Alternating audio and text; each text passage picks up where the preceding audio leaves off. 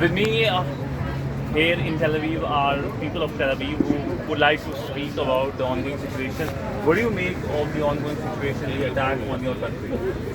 So first of all, it is clear that this is one of the most horrendous acts of terrorism in the history of mankind, probably.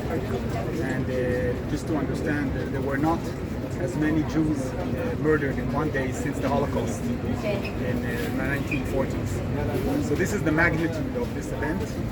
And though I am fortunate to be here from Tel Aviv, my brother now is in the army in the south, defending the country. My nephew is up north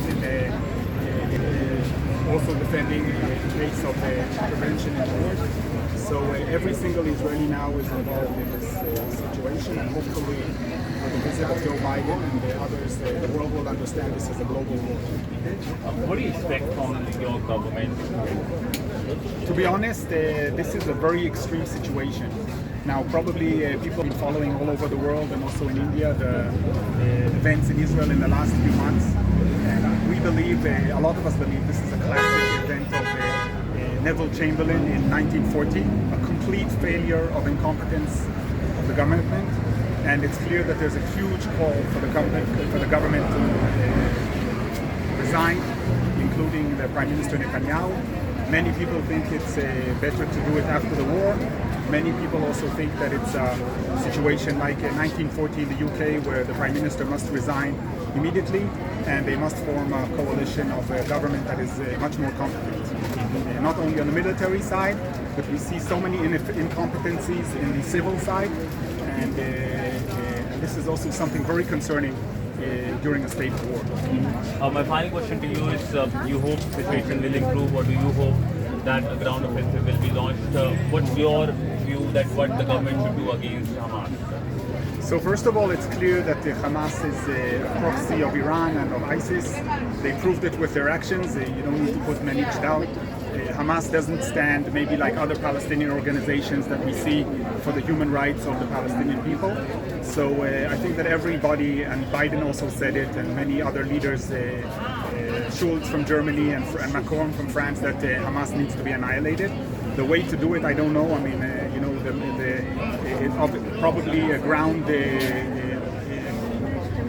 operation will be inevitable, but we hope that the world understands that this is just just like 9/11.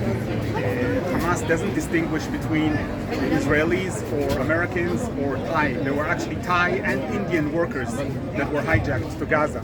So there's civilians of India, of Thailand, people that even somebody who grew up Hamas can see they are not Jews, not Israelis, they still kidnap them. So you have to understand this is what we're dealing with, and we saw it a decade ago with ISIS, and this is the ISIS of now, and I think that if the rest of the world will not understand the importance of this operation and to the annihilation of Hamas, everybody here will be next, just like we saw in Argentina, in Paris, in 9/11 in New York.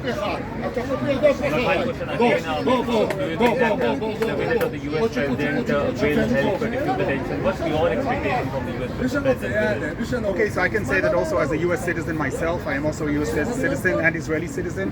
I salute President Biden for what he has done. He stands for Israel and he is protecting the Israeli interests. I think that his intervention is blessed mainly because of our weak government that we have today. We need some patron basically to take charge, and I think this is what's happening. And I want to thank very much President Biden and the US people for the support, and I hope people in India and in China and in the entire world will also join this support. Well, thank you so much, sir, for speaking to Beyond. So there you have it, word from the ground of common Israelis, what they feel about the ongoing crisis which their country is facing. The video journalist Sanjeev Siddhant Sibbal for Beyond in Tel Aviv, Israel.